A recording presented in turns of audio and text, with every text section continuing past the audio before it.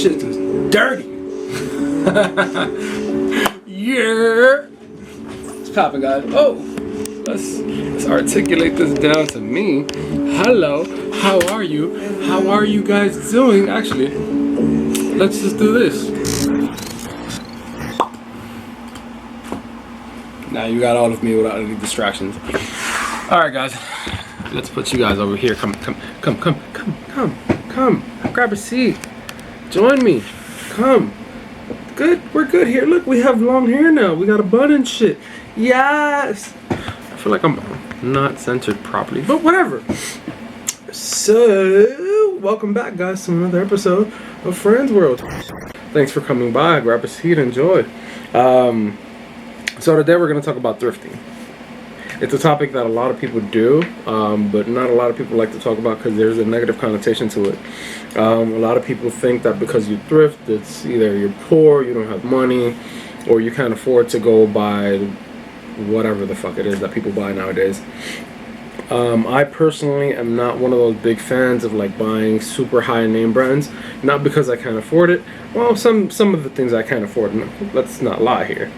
But personally, because I prefer something that nobody really has, like, and if somebody has it, it's one, maybe two people that you see with it. It's not like, for a perfect example, those Yeezys that everybody seemed to have, like, when they first came out, I thought they were super dope. Now, I'm completely over them. Like, everybody has them. Why do I want them shits? I don't.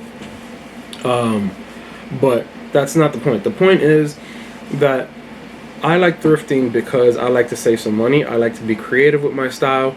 It allows me to incorporate a little bit of vintage things. It allows me to incorporate some new things, some not so new things, some pre-broken in things, as I like to call them.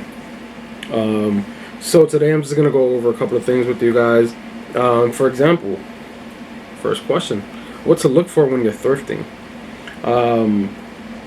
So that question is a two-way question. That question for me is always two answers to it. One, well, the main question, the sub-question to that would be, are you shopping for yourself or are you shopping for the resale?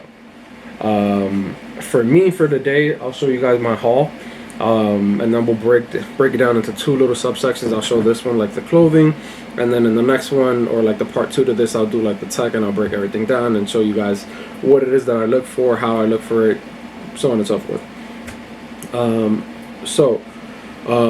Most of the time for me, it's about the resale. Unless I'm buying clothes or something like that, it's typically not about the resale. It's about what I like. If I like a piece or something that I don't own, something that I haven't seen somebody have before, something that catches my eye, then that's what I'll buy. But typically, if it's like a electronic thing, it's almost always about a resale. So with the clothes, my first tip is to be patient. Go into a thrift store, whichever thrift store that may be.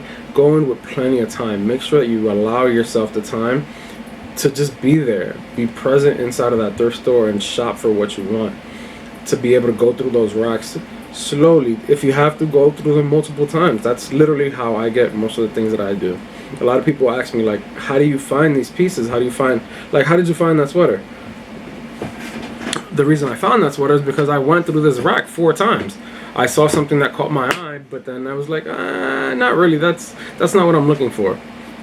But then I'll go back again and I'll see something else. Like, oh, I missed this one last time. Or maybe they'll be restocking as I'm going through it, and they'll put something new that I didn't see the first time. And that's the piece that I want. The second thing is look for the color of the week, and this is super for the people who like to save money. This is super important. So, colors of the week, every week they'll have a different color, and there'll be like a small little tag, the same kind of tags that they like put the prices on. It'll be those tags, and those tags will just be like, it'll save you money, plain and simple. So this week is the week of, well, today is Wednesday the 28th. So the week of Wednesday the 28th, the color in all thrift stores, in all Goodwill thrift stores, is yellow. So whatever you find with a yellow tag, you save 40% off. So let's say a pair of jeans, which will run you typically $8 without that discount, comes down to $5 or like $5.50, whatever it was. And so instead of, let's say you buy 4 pairs of jeans like I did today, instead of paying $8 per jeans, which is $32, you pay $5 a jean. Now you only pay $20. You save $12. That's a whole nother 2 jeans and something else that you could buy, or 2 other pieces, or whatever it is that you want to buy, or you could just save $12. Same thing with the sweater. Same things with everything else in the store. Even the electronics, the little tags, the sticker tags, they're color coordinated for a reason. That reason is so that they can, if it's that week, that color of the week, you get 40% off that item. That's pretty good savings. If you're paying something, like the most that I paid in the thrift store is like $50 for a Mac one time. Like a Mac Mini, I paid $50 for it. And I got it half off because it was the color of the week. So I paid $25 for a Mac Mini, which in turn I ended up going on eBay, reselling it for $130. So save you money. And then the last thing with clothes is, don't always search for the piece that you want. Search for quality. So this sweater, I got it yesterday. Washed it, threw it into the dryer, and now I'm wearing it. I ended up paying like $3.50 for this sweater. It's a Uniqlo sweater. It's a size medium. It fits perfect. Well, the arms are a little long, but you fold them, and now you got a perfect sweater for $3.50. If I would have went to the store to Uniqlo, we could have paid. Let's find out. Let's see what a typical Uniqlo sweater costs. And as you can see, $39.90. I paid $3.50 for mine. Save you money. So that's with clothes. With electronics, it's a little different. It's a lot of the same things that I would recommend, but there's a couple of extra tips that I would recommend in there. The first one being, be super friendly to the people who are there. Why? The reason I say this is because you have to test out electronics. A lot of the outlets in these stores, they purposely like disconnect them, or like internally they'll cut the power from that one outlet that's out in the public, so that people don't go in there and start charging their phones or leave a product that works connected, so that their bill doesn't go sky high. Like, who wants to pay an extra bill because the customers are in there leaving things on, and it's just extra money that doesn't need to be wasted. So if you're friendly to the people who work there, they will tell you the outlets that work and the ones that don't, so that you can go in and test whatever merchandise it is that you're interested in buying at that moment. Especially if it's something that that might be a high ticket item, you want to test that, because like that Mac, at least I got to turn it on and power it up and see that it turned on. I didn't have a monitor to test it, but I got to see that it turned on, and that I heard the hard drive like spin over without clicking, so that I knew that it was going to turn on when I brought it home.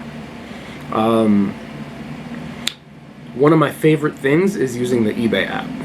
When I'm searching for merchandise, like for electronic merchandise, the eBay app is literally my best friend. Why do you say this? I say this because, for example, and I'll show you this. This is one of the pickups that I got today. It's an Apple keyboard. I didn't search for how much this was going to be on eBay, because this is actually a thing that I need, because mine, the enter buttons, only one of them works, and it's the one on the number pad. So this is actually a personal purchase. But I got to search for that, and right now those are going for like $20 on eBay, and I paid $3.50 for it. So if I wanted to sell it, I know there's profit there. Most of the things that I purchase in like the Goodwill or the Salvation Army, that's where I go and sell them, because it's just so convenient to sell them through there. And lastly, once again, it goes back to the color coordination. If that would have been a yellow tag, instead of paying $3.50 for it, or $4, whatever it was, it would have been 40% off, which is an extra dollar. If it's $4, it would have been $1.40 off. So I would have paid $2.60 for it, for a whole Apple keyboard. That's pretty good pricing. So let's take a gander at what we brought home today. Let's start off